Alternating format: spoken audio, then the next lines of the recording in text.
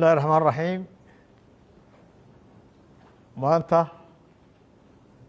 waa maalin taariikh weyn leh kuna yeelan doontaa dalka Somaliland xukuumaddiisa iyo shacbigiisa.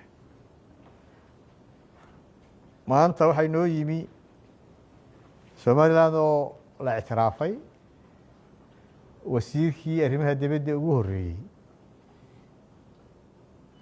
wasiirka arrimaha dibadda dalka Israa'iil ee saaxiibka nahay inuu noqdo wasiirkii arrimaha dibadda ee Somaliland oo la ictiraafsan yahay yimi. dalka Israa'iil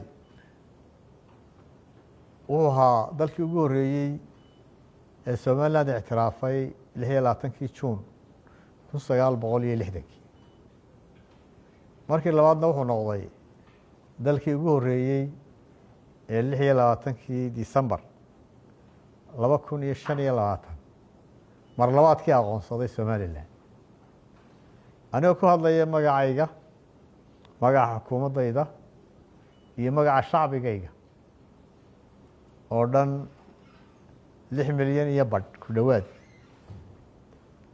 waxaan dhammaantood u mahadnaqayaa shacbiga Israa'iil, xukuumadda Israa'iil, ra'iisul wasaaraha iyo wasiirka arrimaha dibadda oo saxeexay declarationkii lagu aqoonsaday Somaliland 26 December 2025.